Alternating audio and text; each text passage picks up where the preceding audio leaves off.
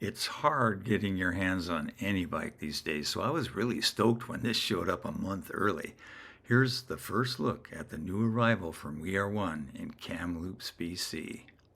It's not maybe the best example of whatever. What happened to it? You know, Anyway, that's life. I mean, this is how the box. I suppose the real test will be is if everything is good, then they packaged it well, because it definitely got a little banged up when they shipped it. Okay. It had to hang out in the customs office for a little bit because they had to. At this price, they don't just send things across the border. They want your tax information. But here it is. WeAreOne arrival. This is the first one we've got. We were expecting it later, but we got lucky. A few things bounced around in the lead time, and we ended up with. One. So it's An actual bike.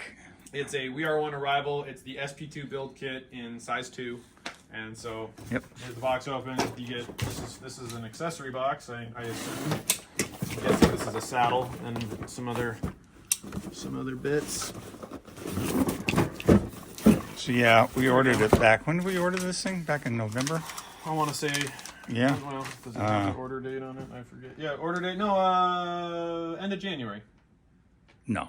Order date. No, we ordered it last year. I know. Well, that's maybe December. That's what it says right here. Maybe they lost our original order. No. Maybe that was. So yeah, we got some grips, we got some brake clamps, some pedal washers, a saddle. What is this? It's an SDG. Oh, okay. Looks like Bel Air. Some sealant, manuals, kind of your usual, Right. small bits and bobs. Right. And then Complications there.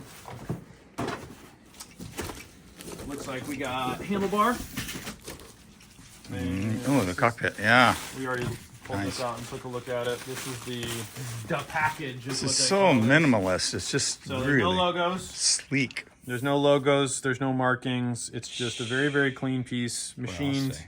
And they do this interesting shim system to kind of alleviate the pressure on the carbon where the clamp happens, which is really smart. You don't have as distinctive an edge. So there's, what is it? It's a shim system. So the bar itself is 33 mil. The stem is a 35 mil. And then they use this shim to kind of alleviate the pressure at the clamp. So you're never going to have like that really, really direct pressure that a lot of stems create. It's just a better, it kind of, that's their attempt to reduce any kind of stress damage that might occur from the stem clamp. Okay. T20. So are the shims loose, Adam, under there, or are they? No, I believe they're bonded. Sealed? I believe they're bonded to the bar, Okay. and then you can loosen these and still change your rotation. Oh, You can still tune your angle of your bar like a normal bar. right. T25 titanium Torx hardware, just very clean details. Nice. Yeah, Yeah. very, very nice little bits.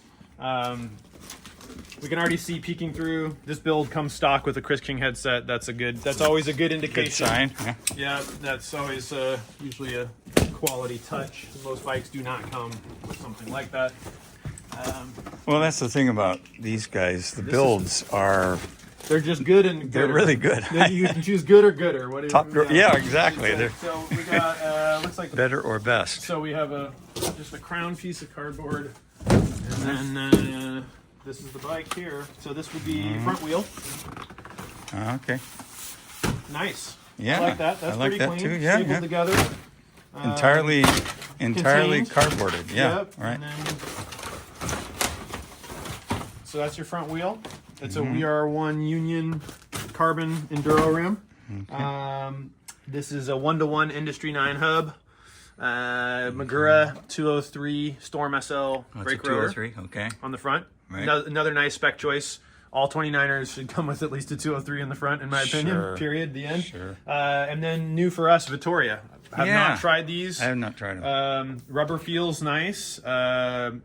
It was, what's his name? Ken, forget his last name. He's the guy who developed the original DHF tread for Maxxis. Oh. He's now working for Vittoria, and he was in charge of this project. I forget his last Avery. Ken Avery. Okay. I actually met Ken before. He came into my shop when yeah. I was in Seattle. Oh, yeah? So this is basically all the things that he learned and evolved and has decided would be an update. But you can tell there's a lot of similarities. Is anybody racing these? There's probably somebody on the Enduro series that's Enduro? racing them because Okay. they're not doing a DH casing yet. Okay. But they have, this is their lighter trail casing, but they have a thicker Enduro casing that they All right. do. Okay. So that'll be interesting. I'm really excited to to kind of see what you think and just kind of experience them, because they feel nice. The rubber feels good, and there's a lot of nice siping and edges on them. Yeah. So here's the bike itself, how it's kind of And what's the packaged. width on those? Is it 2.4 is what they're calling them. Okay. On a 30 mil rim. Right. Okay. So yeah, it's a nice layout. It's kind of got its own little tray, and then the fork has its own contained little box that keeps everything housed down there. Wow. So pretty smart. Spacers. Okay. And I think it's just gonna, yeah, I think it just comes right out. Nice. So here we go. Yikes. Yeah, so the Not a fork is whole just lot kinda left to chilling. do. Yeah, I mean that's what when I talk to them, they're like, the build is pretty fast because most of the bike is done. You're gonna have brake levers contained in here. That's pretty clever. You're gonna have shifter and brake lever in these guys, and so we're just gonna disassemble that. We'll put the stem and the bar on. Controls get mounted, Right. and then put the front wheel in. So And the routing on this is it all internal? yes, yeah. Everything's internal. Okay. So there's So the first clean look looking, at the finish. Oh yeah. So what they do is a very interesting. It's a Cerakote, is what this would be called if anybody's familiar in the. It's very popular in the firearm It's like a- world.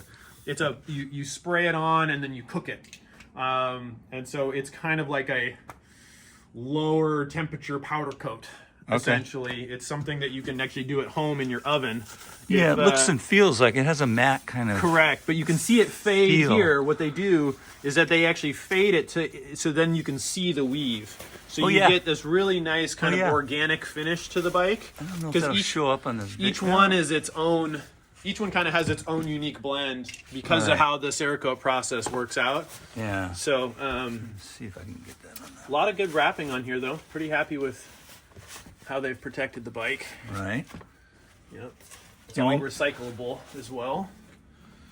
There's our Magura MT5s. That's your stock brake setup. 180 rotor direct mount.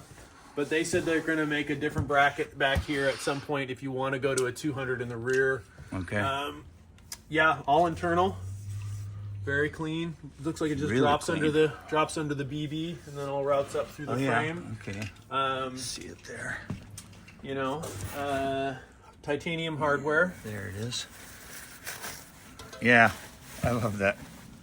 Very, It's very so, nice details. So Yeah, There you go. it's such a clean looking bike. that's pretty much the that's the That's- extent of any kind of identification or markings. It's a giveaway. Okay. Yeah, but yeah, now you can see here where you get that weave fading Right. on the from here down through the seat stay, but then you can see the coating is still to here. Yep. And then it just shows up. So kind of Yeah. a really neat. I like it a lot. I'm pretty into that. I think it's very, very cool. Right. Trunnion mount, aluminum hardware here, titanium. Very clean axle system, keyed and flush.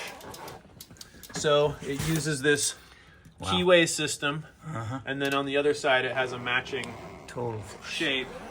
So as you tighten it, it's basically Oh, going look at between that. those two pieces, but Right.